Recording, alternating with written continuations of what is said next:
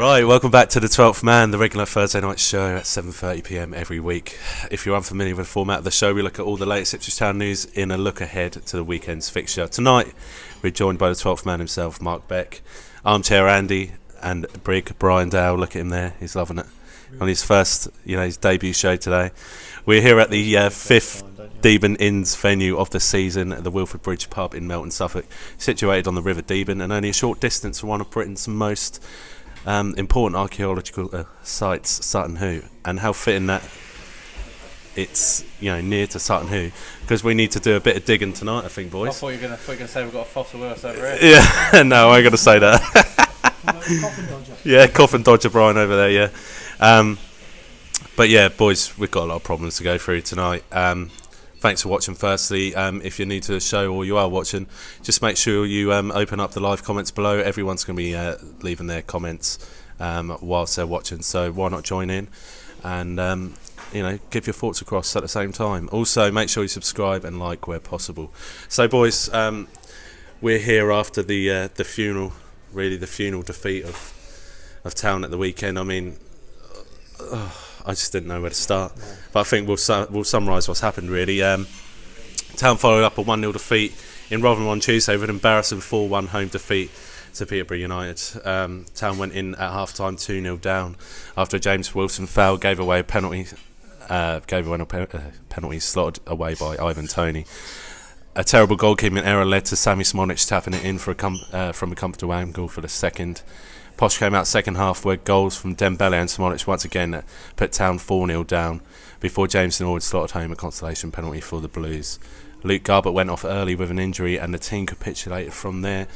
Boys, firstly, what are your thoughts? Let's start with Brian. What did you make of that, mate, on Saturday? They were absolutely terrible. I got no idea what to do. Every time Norris get the ball, I either go out of play or I end up with nobody even chasing it. I just not bothered no more. I just seem to have got no interest whatsoever in playing football. I just boot the ball up the field and we'll all have a chase. Well, that's not what I'm used to when I ask a question, but Angry Brian. Angry Brian, I like that. I like that. Keep going, mate. Mark, what do you make of it, mate? I think we're a bit shell shocked on Saturday, to be honest. After the game, if you put the two post-match segments from the last home game and then on Saturday, they're complete polar opposite. You had John saying we're going to win the league, and then the Saturday just gone, we didn't know what to say, really. No. I alluded to it on Saturday. I think we just didn't play our game at all, really. We've been playing this 5-2-1-2 system for about a month now, and basically it wasn't how we've been using it before. Like, Chambers and Wolfton seemed scared to go forward. I don't know whether Peterborough maybe took the game to us a bit too much, and we just sort of basically backed off and ultimately let them have their way, really. It's telling after those 5 games where we went undefeated that we had a formation that we're comfortable with, a game plan that we're comfortable with, and it seems like Mark just said there, the centre backs stopped overlapping, and that's our game plan out the window straight away. Yeah, I mean, I think the first time I saw them doing it led up to the penalty which we got. Yeah.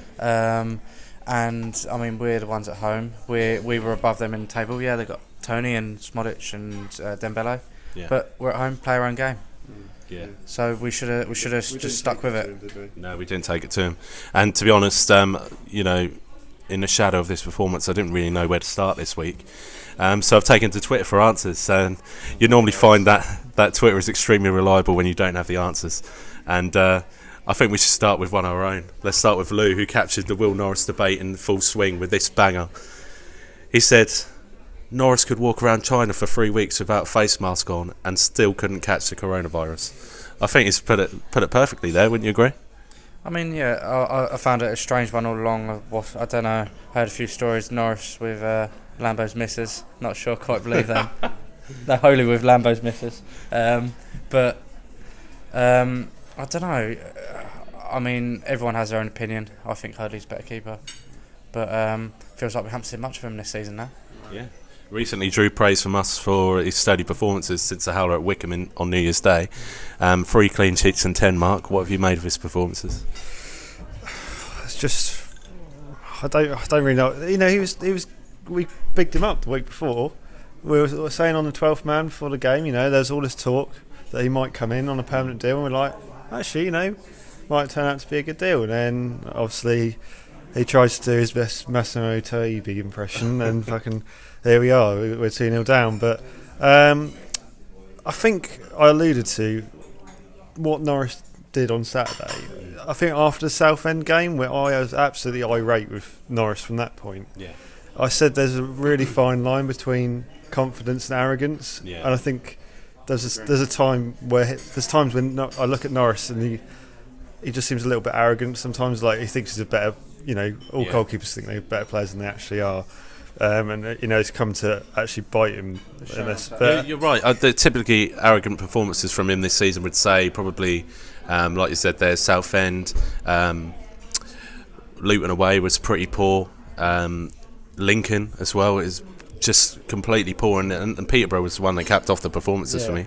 Yeah, and there's another thing I've noticed with him. If something triggers him, his composure goes very quickly. Yeah. So for the penalty, looking back, yes, the ref probably should have given it straight away. Yeah. Because looking at the footage, that's as clear a penalty as you'll see. Norris was berating the linesman for a good 2.5 minutes afterwards. Yeah. There's I'm trying to think whichever game there was. It might have been Lincoln game, maybe. There was another game I can remember him doing it, and it ultimately cost him a goal later on. Similarly, yeah. I think he just he just seems like he just loses his head, really. He loses his Swede, as we like to say. But yeah, I don't know. I feel for the lad, because obviously everyone, it's what we never want to see get on the back of our own players, and it's all the reaction to what happened, is not going to help Norris, sadly. But ultimately, we haven't been given an explanation why Holy was dropped. There's been rumours about an injury. How true that is, I don't know. I can't see any reason now why Holy shouldn't come back in. No, you're right there. Remarkably, he's still only made one less appearance than Thomas Holy this season, who having played only 15 games this season has the most clean sheets in the division. I mean, that's telling enough. But Brian, my question is, has Norris played his last game in the town shirt, do you think? Bloody hope so. I have worry, soon as he starts to come off his line, something's going to happen. He'll either disappear to where he want to go, or he don't go for the ball. Never at all do he go for the ball. He just make everybody else clear it from him. He just don't seem to do anything. And then when he do get the ball on the floor, that's either booed it out somewhere, or he never passed to anybody. He's hopeless. Me, I want Holy back in goals Saturday and for the rest of the season. Yeah, that was going to be my next question. Does Holy come in on for Sunderland? Obviously, that follows up that question there. But my big question is, do we think playing him could be detrimental to the fans more than the team? Well, yeah. If the fans aren't happy, it's obvious, and that can be detrimental, because you've got 20,000 of them on Saturday, all not happy. Well, obviously not with his mistake, and it must affect the players. Yeah, it must do. What do you think, Mark? It does. I think we are very quick to assume off a lineup how we're going to play. Yeah. I think at home particularly we do suffer a lot more. Like, I've noticed it quite a lot recently.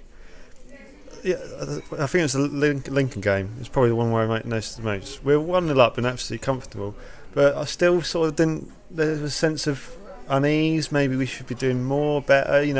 There's a classic chant that always comes up. It's always the "Come on Ipswich, come on Ipswich" when we're not doing really well. Yeah. Or that always comes out when we're really behind or really up against it. That was coming out when we were 1-0 up and comfortable. I don't know. I think there's some frustrations, which is not only at the players. I think there's still the Lambert question, whether people were still behind him or not. And we could sit here tonight and talk all kinds of shit, really. Yeah. I would say. Yeah. We could talk about the manager, could talk about individuals.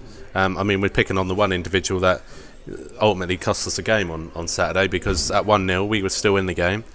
Say that, bro. You say that, but they were getting through every single time.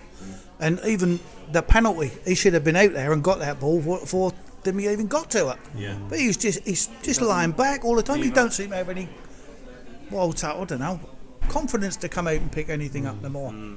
I think he's polar opposite sometimes. He'll come rushing out of his line, he'll get chipped, they'll score.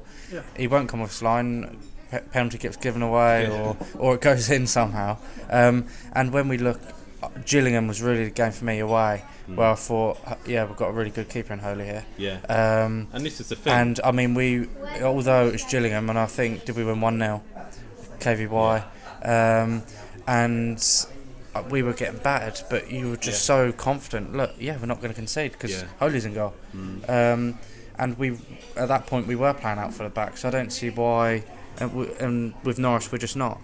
And it's that change in system as well. I think with the three or five back and the centre backs getting forward, you're going to play out from the back, and we're not. Yeah. Do you think the club are to blame then for this? Because obviously throughout the season, they've definitely made Holy the most lovable character with all these the content they put out on social media. Well, they can't have it both ways. The stories they're putting out saying he's our number one. He's making great saves. I pulled up one from Doncaster early in the season where Lambert came out and said, he's our number one. Everyone's dead set. He's our number one going forward. If he's our number one, why is Norris playing? Exactly. At all. To me, I just crazy. He started off as a cup keeper and now he's our number one somehow. Yeah, and still played less league games. That's the one that really bothers me. I don't want to come across as that. I do want to give Norris a little bit of a defence. He's clearly a keeper that needs to learn more. Mm-hmm. But I think maybe we've made Lambert's the one who picks the team ultimately. Yeah. We don't know what this agreement. We don't know what this agreement is with Wolves. Yeah. How many games he's got? I imagine there's a fee to be paid if he doesn't make a certain amount of appearances. But he's obviously a keeper that needs to learn a little bit more game savvy. He needs to be a bit more savvy in the game. Sadly for Norris, a club like Ipswich with a fan base who are desperate not to be in this division for any longer than one season, for a club that can't afford to be in this division, it's not a club for him. He could go on to a mid-table bottom half side and probably make some of these mistakes, but ultimately his better performances probably would have been lauded over by a fan base like us. Yeah. When we're so desperate not to be in this division, you can't afford to have a keeper making so many mistakes. It overshadowed. We've praised him, and I've praised him. I think he's had a really good month. Wickham game aside, and obviously it was February that really won it first. But he's had a really good month, and he was actually doing things that again we've criticised him for tonight. He was getting off his line quick, but then, like Andy said, there's other times where he comes off his line and you think Christ, he's going to get chipped. Then that kind of marries up with him just losing it a bit sometimes, and it's not having a go sort of thing at him, but it's just even at this level, those decisions cost you matches. I think that's where he needs to learn the game, because I don't think he's ever played first team football. I don't want to beef us up, but we're a big club with big expectations in this division, and you've got to be level-headed the whole time. We've seen at times when we've lost our discipline. We are the most ill-disciplined club in the division, I believe. Yeah, we'll get on to that in a little bit. Where it's cost us games, and ultimately it comes from the goalkeeper as well. Maybe that's where he needs to learn, keep a level head and keep calm. And obviously, where we've seen him lose his head is probably where the mistakes have come. Yeah, we could sit here all night and talk about the goalkeeper situation, but unfortunately, that is not where our problems start or finish. Yeah. I'll go to the next tweet from Carl Fuller, good old friend of mine, who looks to have summed up the thoughts of town fans everywhere with this one. He's put, "Dear Marcus Evans, you have kept ITFC afloat, which at least did not see us go under like Bury. But for the sake of long-suffering fans, please put the club up for sale and let's see if we can get investment in that will change our stagnation and provide an iota of ambition." Firstly, boys, do you agree with Carl and what he's saying? Let's go to you, Brian. Nobody's going to take us on at the moment. We're just in Division 1. No one is going to take us on at all. Do you think we're not attractive? No, not at all. You've actually got to be going somewhere. We're going nowhere. We're just staying put. And the way we're going, we ain't going up either. We ain't even going to get in the playoffs. Because all the teams below us have got games in hand on us now. We're just crazy. Scary thought, really, that sitting fourth, there's two teams below us, within points that have got 2 games in hand over us, and we're going to fall going to fall afield, I think. But what about this whole Marcus Evans thing? Is he making the club, or is he preparing the club for sale? Do you reckon? It does make you wonder, because he's kind of started to do things he should have done probably 10 years ago, 5 years ago, in terms of, I'll bang on about this till the day I die. He's a multi-billionaire, coming from hospitality. Yeah. Until. Is that going on your gravestone? Yeah. Until I'm going to save. Yeah, exactly. I know it's not a big thing, but it's the little things. Like you say that, I think, and Mike Ashley's exactly the same, is he? He ain't put no money in the club, but he won't sell it. No. And he's getting these offers in for it, but he won't sell it. He ain't even going to get an offer in. So it must be beneficial to Marcus Evans to keep hold of Ipswich Town in some sense. What it's for. Tax. What is it for? Tax? He can write off the tax because we're losing money, basically, against his other businesses. It's scary, really, because you think in modern day football that these people are getting away with it, and that I was going to say that Carl's highlighted the good and bad there with that tweet. What do we believe is the biggest issue relating to our owner? What's the big thing that gets everyone on his back? I think, it's gonna come up in your next point. I can see. Yeah. It's just not learning. Like, it doesn't seem to learn.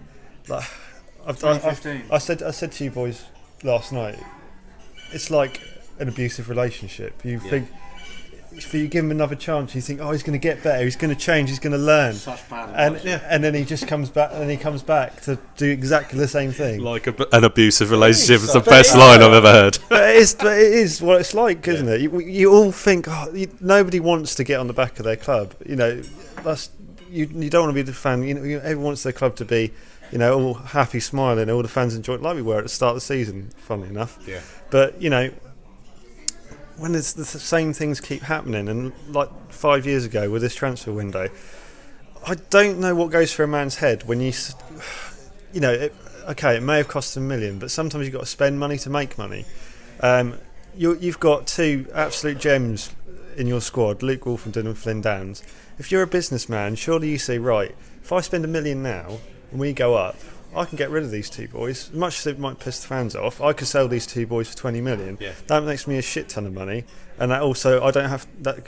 Some of that money can go straight to Paul Lambert, and he can invest in this squad. I don't have to put any money in my pocket. I've spent $1 million and saved myself potentially 10. Back, I just don't get what goes through a man's head, but it's just frustrating.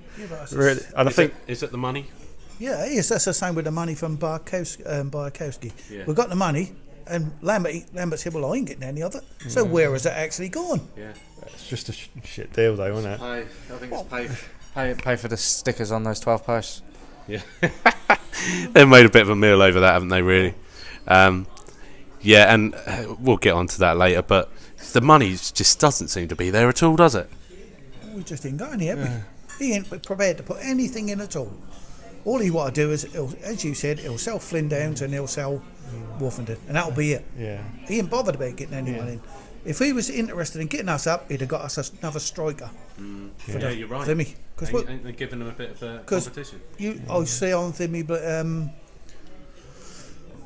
Norwood had 75 shots. He scored 9 goals. That's ridiculous. Such a good Thimmy in the division before, the year before, he scored so many goals, but this year he's getting nothing. Yeah. One-on-ones, you can forget about it. He ain't going to score. Yeah, well, we had a problem with him earlier on in the season where he couldn't finish one-on-ones. But yeah, investment was the big thing, and the next tweet comes from Seb Brown, who's only Ipswich would waste the transfer window in 2015 when they were top of the Championship. Talk about it for 5 years, saying what a mistake it was, and then do exactly the same 5 years later in a lower division. I mean, it summed it up perfectly there. Could we be ruined this season come end of May? No, I mean, I do keep saying it's only January. Well, now I've got to move on. It's only February. But we're still, we're fourth. We've played Peterborough twice. We've played Oxford away. Still got them at home. We've done Wickham. And I still think we're in a good position. I've said all along we'll finish second, and a couple run of games here and there will be all right. I still, and something else I've always said is, I don't know how we're still that far up the table. First and second doesn't feel like we're top of the league, because we're just playing so badly.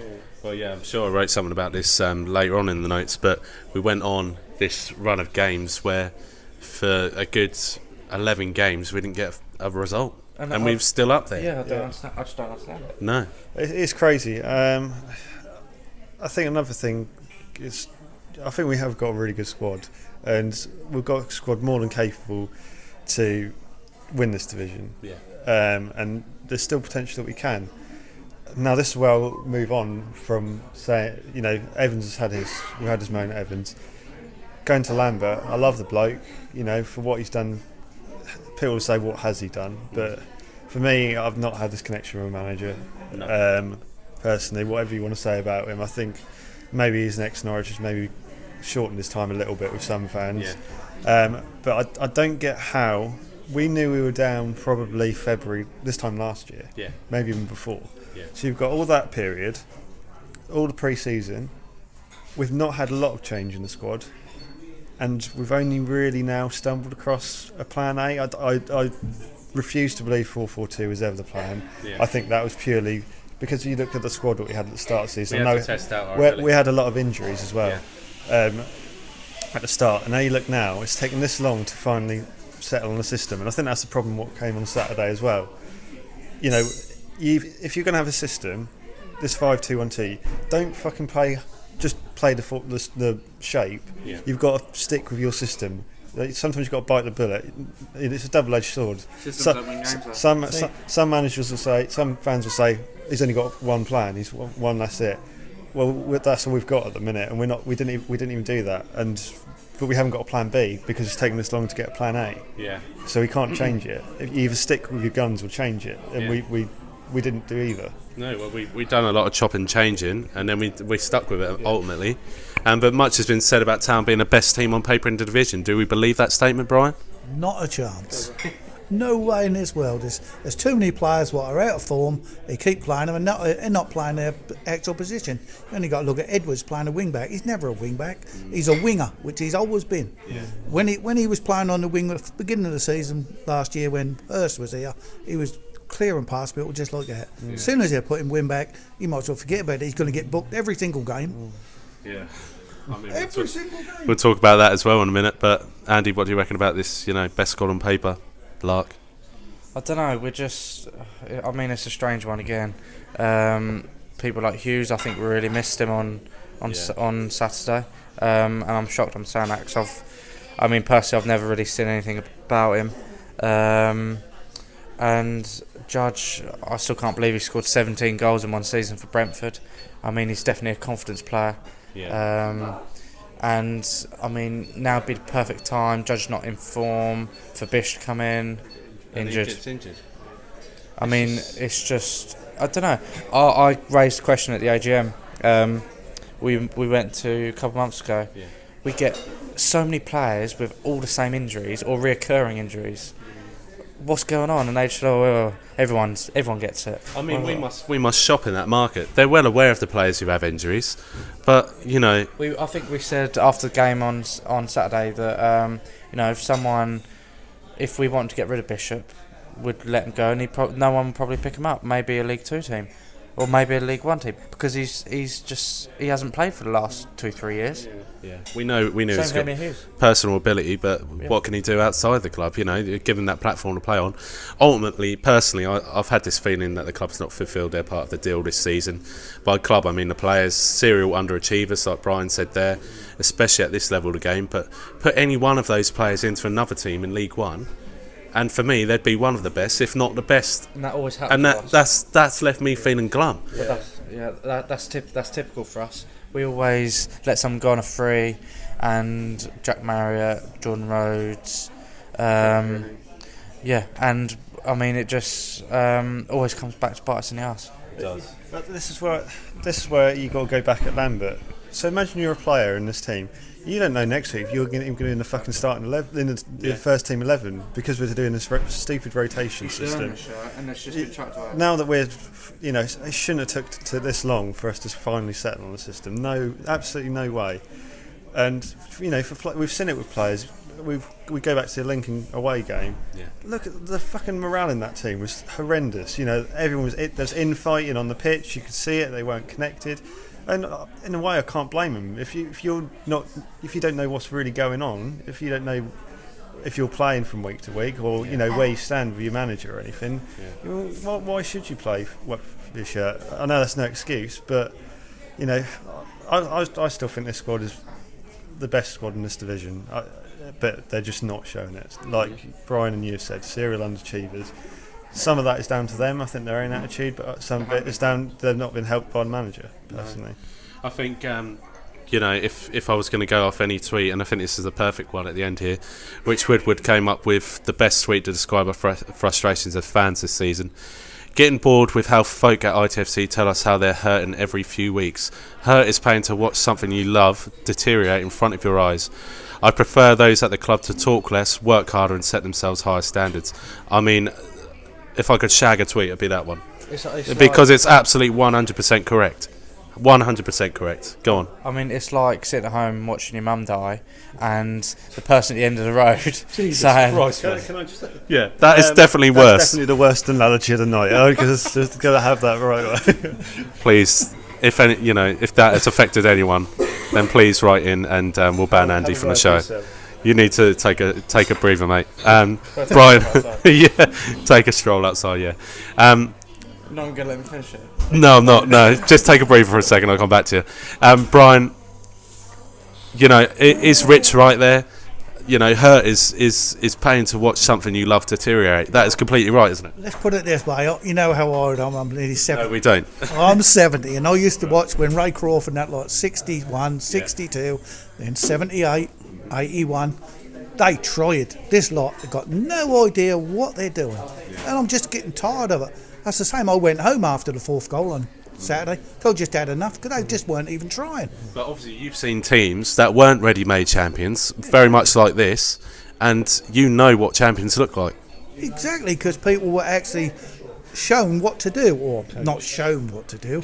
They knew what they were doing. It's harder for you, it's worse for you than for us because we've grown up with nothing. Yeah. Yeah, as I say, Crawford, he scored 42 goals in the season. Cross come in, he'd knock it in the back of the net. Ted Phillips would take a penalty or a free kick. That'd go in the back of the net every single time. Down here, we take a free kick, that'd go over the bar. Yeah, there's just little things. You're right. If you're champions, you're reliable in every single sector of the pitch. Yeah. We're not that. Yeah. Like you said, I think Rich has got it spot on. For them to describe hurt is absolute piss take, because it doesn't. Their money still goes in their back pocket. They go home. They go off to Dubai. Their money goes in their back pocket at the end of the day. There's no hurt there. There's not travelling across. There's people who struggle week to week, and they still do everything they can to get to Portman Road or on the road. We know many people who'll do anything to get to an away game. You know, we've seen this season alone where people have. You know, they've broken down, but they've still tried everything to fucking get to a game. Yeah. And for players to put in performances like we've seen, and then come out and say, "Oh, you know, we're all hurt and we're not doing well." You know, they don't know what hurt is. Half-hearted would be a greater description of how they've played this season, in my opinion. If they played on performance, they won't get any money at all. You're right there. They won't get a penny. Well, if they paid on wins, they won't get paid at all, because they've got no chance of winning the game. I was speaking to my chief exec at work, and he's a Norwich fan, funny enough, but we go on all right.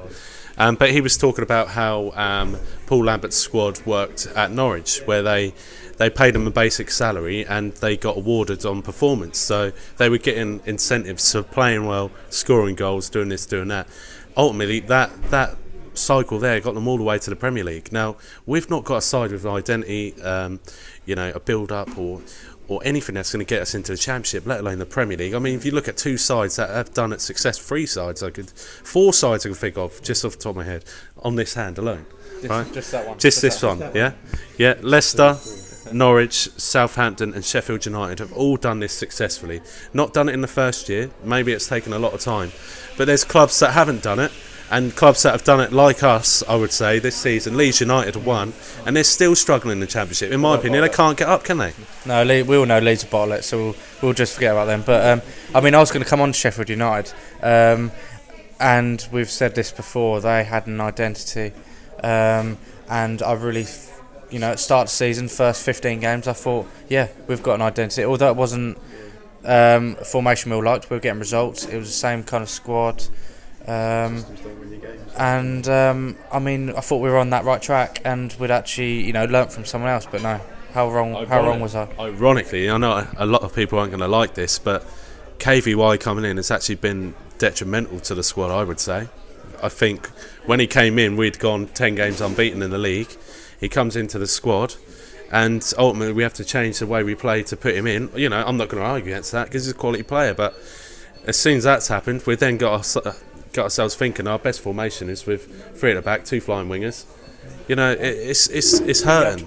You have to be able to adapt to different opponents, and if it's not working in the game, and we haven't done that. No. We've just kind of started one formation, and then if it doesn't work, oh well, we'll try again next week, sort of thing. Yeah. The point I'm making is what we did on Saturday. Yes, it's a 5-2-1-2-3, whatever you want to call it. We didn't do what we should be doing. Sheffield United play the same way week in, week out. Yeah. Doesn't matter who they're playing. If they're playing Man City or some shitters like Norwich, it doesn't matter. Whoever they're playing, they play exactly the same way. Yeah. We lined up that way, and we basically just rolled over and exposed ourselves to probably the most potent attack in the division. Because we did. There's no arguments that we should have won that game. No. Absolutely sorrowful, wasn't it? Yeah. Sorrowful performance. What pisses me off about this whole thing is that Edwards, arguably one of the better players on the day, has now had to come out and do the press afterwards, and it makes him look like a shithouser. I don't agree with that. Ironically, I think his 2 best games this season was Peterborough away right at the start and this Saturday. Yeah, but as you say, you'll see that's the 2 best games. He's had games what have been. He's been absolutely terrible. He shouldn't even be on a pitch. Yeah. No, I'd have hauled him off the pitch at half time most games. Yeah. Yeah, but you always find that though, don't you? They've got You a play pretty good against your point. former club, you play better. Yeah. Now we can only hope that the club gets promoted. Is it achievable automatically? You say yes. Do we stand a chance in the playoffs? I say no. I don't think we'd come anywhere near it. What I said to Dino after the game, what is the point of getting in the playoffs if you can't beat the teams around you? There's no point. No. If we're not beating anyone in the top 10.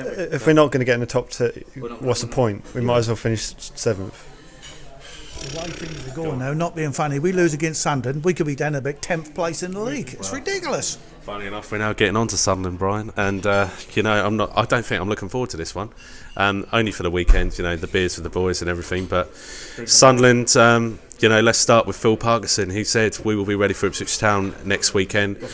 The Sunderland manager is determined to see a response from his players this weekend against Town. Obviously, they lost 2-0 against Portsmouth, which brought their 9-game unbeaten run to an end this weekend. Yeah, Perfect time. Yeah, perfect timing. However, they have not lost in the last 5 games at home. Wins over Lincoln and Wickham, obviously teams we couldn't beat. We did beat Lincoln actually, funnily enough, but we couldn't beat Wickham at all. The remaining 3 were draws. Currently sitting in 7th on 45 points, 3 points behind Town. Currently in 4th with a game in hand over us. Or have we got a game? No, they've got a game in hand over us. Yeah. Standout performers this season have been American Lyndon Gooch, who's got 7 goals. Jordan Willis at centre half, who they obviously bought in from Coventry. I think it was the start of this season, was it last season? Yeah, free agent. Free agent, yeah, great signing that was. I would have had him in a heartbeat. And Chris Maguire, who's bagged 9 goals. They further strengthened their ranks with the signing of Carl Lafferty from the Northern Ireland international, who joined them from Rangers. Sunderland are the team we don't want to end up being this season. Losing at Wembley twice last season must have been horrible. However, they are still there and thereabouts this season. Town will be without Gwion Edwards, the aforementioned, after he picked up his 10th yellow card this season. Ironically, Nice for him not to get a card this season. this weekend. Yeah, well, he did get one this weekend, didn't he? Yeah. Ironically, this came along with the news that Town currently have the worst disciplinary record in both League 1 and League 2 combined, with 62 bookings and 3 dismissals in 28 games. I think we're going for a Man City, aren't we? Tactical fouls in areas before they break away, but we're not winning. We're no Man City, I know that. I disagree there, because most of the time the referees were giving us yellow cards for ridiculous things. Yeah, well, this is the thing. The refereeing you drop down further level. The standard is absolutely horrific. I mean, on Saturday, let's be fair, it was poor, weren't it? The refereeing was poor. We ain't had one decent referee down here this season. Farmer was good, wasn't I don't know. I don't know about his surnames, mate. he? He's one of absolute shitter. Yeah. Absolute man. I mean, right, boys. Firstly, I've got a few questions here. What do we make of Sunderland? Team we don't. Yeah. What did you say? Shit. Yeah. I mean, I think you summed up well. Team we don't want to become. We all said at the start of the season, we're going to bounce back, but so did they. And I mean, they've had a manager switch already this season, haven't they? Yeah, and they're doing better than us. It's just a strange one. Yeah, Phil Parkinson's come in. He's obviously a decent manager. I mean, they're all known locally as one of the better managers. So took Colchester all the way to the Championship. Yeah. He could do it with his Sunderland team, but to fall from grace in front of everyone's eyes, have a documentary made about it. Season 2's out soon. Season 2's out soon, and they're still in the same division. Yeah. I mean, it's embarrassing. Yeah. But I feel for them because we're in a similar, not too dissimilar situation, but a similar situation in the sense that our club it's got the same rot in it. It's just going down, and we haven't fallen from the Premier League. We struggle to lift the weight of expectation. Yeah. That is the problem, and Sunderland are exactly the same as us. I'm not a big fan of Parkinson, not at all. But he's obviously got on playing and proving me wrong. So I thought he'd be a horrendous appointment for them. There's no one at Sunderland at the minute who I think I'm really worried about. You look at Peterborough, and they've got obviously the standout names, but what they will be is a well-oiled machine. Yeah.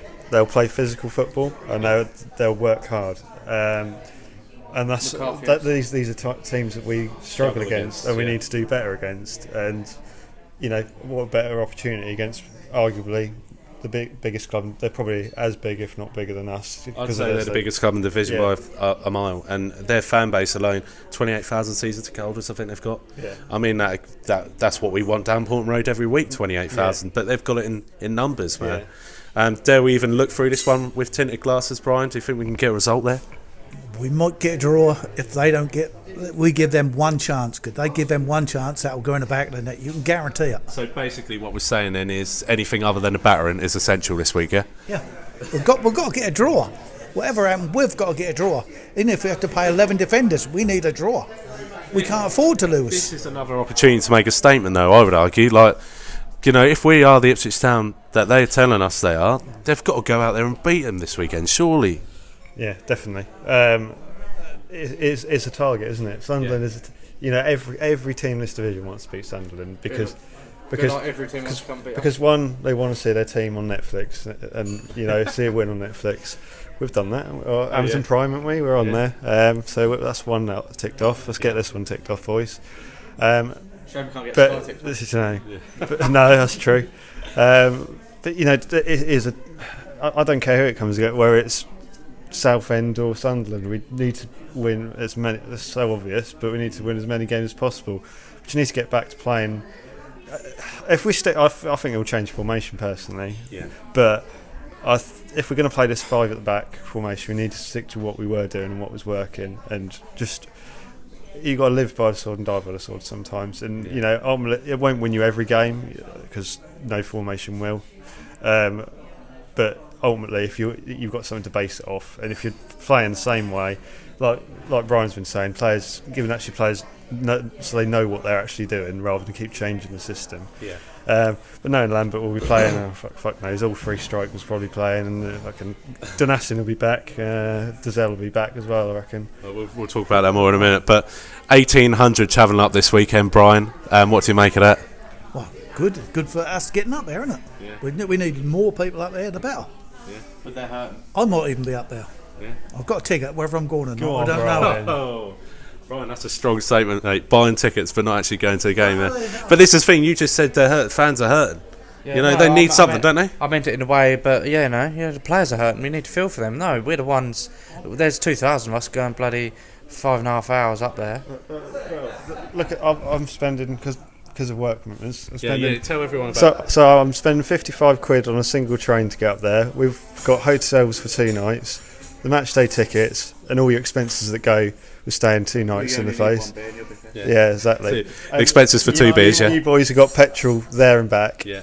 This is well over 200 quid weekend for most fans, isn't it? What pallet are you living on, mate? I'm looking 400 quid.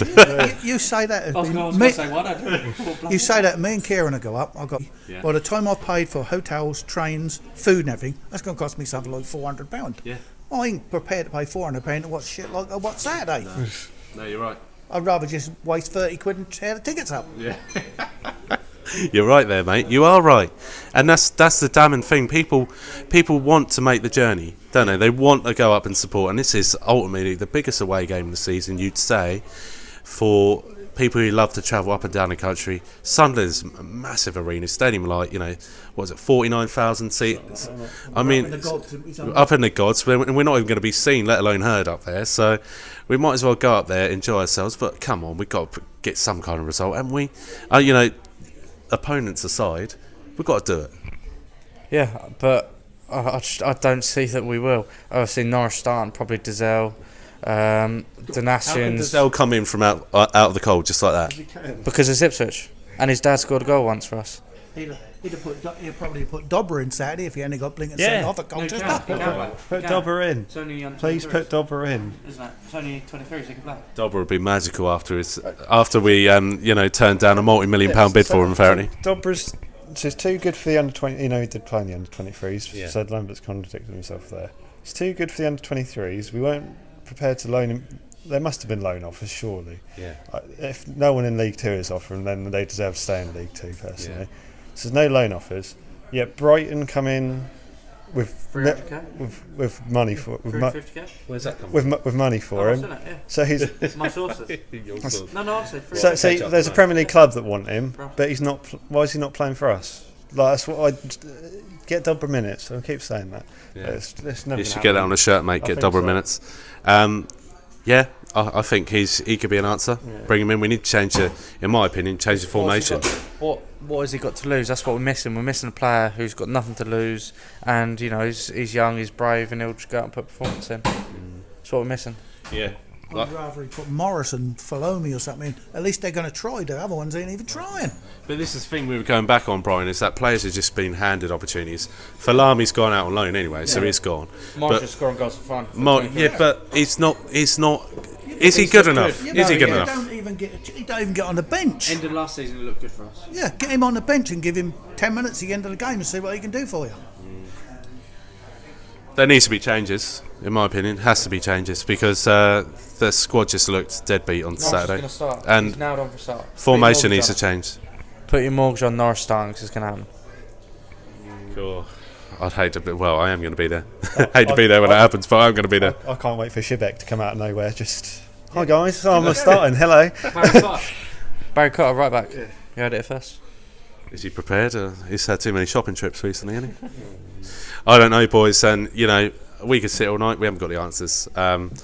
We need to look ahead to Saturday, and obviously Sunderland's a big one. We need to get points on the table, in my opinion, because this run-in is coming in thick and fast. 15 games ago. I don't think people realise how quick it's coming round, and it's frightening, really. But we're in the playoff places at the moment. Let's hope for playoffs at the least. But if we don't beat teams around us, we've got no chance of going up this season. We've got Portsmouth a week after, haven't we, down there? Yeah, I think we Yeah. Yeah, we'll beat them. Don't worry about that. Harrison score. Harrison scored, you guarantee it. Oh, for God's And if he sake. don't, And Ronan Curtis. Pittman will. This is the thing. I just got someone to pick up there. Put your mortgage on it. How Harrison and Chambers were at each other's ankles that game, weren't they? Yeah. They And were then he posted- all over each other. And then he posted a happy birthday message, didn't he? No, Oh my God. And Harrison posted a picture saying, "Good to see some old friends," as well on Yeah, Instagram. I was just- like, "Oh my god!" Burns me, man. They just love the social media so much. And it goes back to the thing. I did have a question we didn't answer there. Do you think the club should get their heads down and do the talking on the pitch? Because it seems we save a lot of our best talking after we lose. We don't say anything meaningful after we win. Yeah, because Talk is cheap. I know this. Yeah. I know it's ironic coming from a podcast, but Yeah. talk is cheap. Doesn't cost us anything to sit here, does it? No, Really? Doesn't at all. But they've got to back it up. Really, there's so hindsight's a wonderful thing. Ultimately, we just got to deal with what we've got now, and I'll argue, with anyone that the squad is good enough as long as they fucking buck their ideas up and perform on the pitch. That's all it comes down to. Whatever we do, whatever system we play with, stick with system. play some decent football. Even if we just, like Brian was saying, scrape results. Yeah. We just need to get the thing that will happen. This will be the straw that will break the camel's back for many Town fans this season. If we don't go back up, we've been very patient with Marcus Evans, and you look at clubs who you probably think Ipswich fans probably would have said, Christ, they're being a bit hasty. Charlton, Blackpool Blackpool's pretty shit, but how they've been with their owners. We've been incredibly patient with Marcus Evans. If we don't go up this season, this will be the straw that breaks the camel's back, and the fans will turn in their numbers. It's going to be coming on quicker than I think everyone thinks at the moment. Don't say that. Right then, boys, I think we'll leave it there. Join us this weekend as we go up to Sunderland. Make sure you hit subscribe. But thanks to Brian for getting out of his coffin tonight and coming down here. Mark for coming across the country, and Andy, your armchair's waiting for you at home, mate. But until next time, come on you Blues.